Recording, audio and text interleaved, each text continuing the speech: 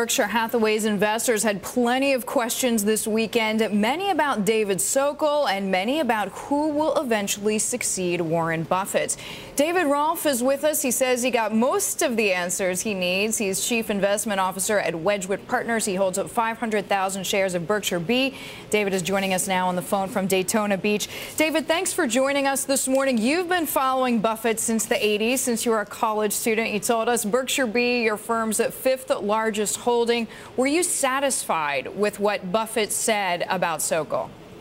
Yes, I really was. The audit committee's announcement right before the meeting was rather dramatic, and I think Buffett was very patient.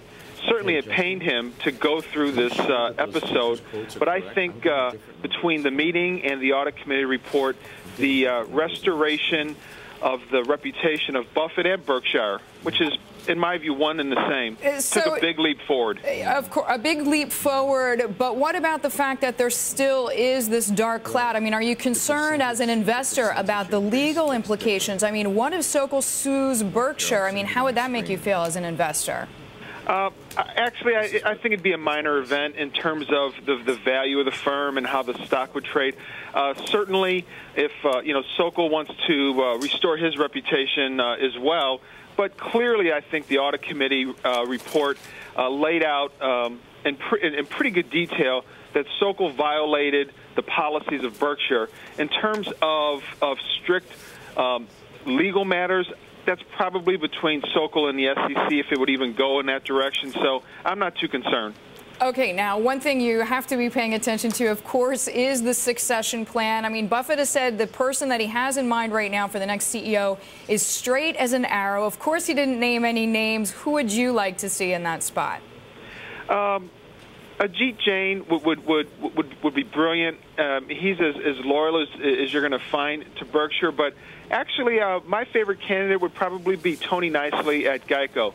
Geico is part and parcel of the long, rich history and culture of Berkshire, and Mr. Nicely certainly has managed many more people rather than Ajit, and I think that in terms of a CEO, I think it probably would be more of a natural fit for Mr. Nicely. But it sounds like at least you as an investor with money on the line, you have confidence in at the very least two of the people who are on the bench. So it sounds like as well, you don't really think that the Berkshire brand has been hurt in any way.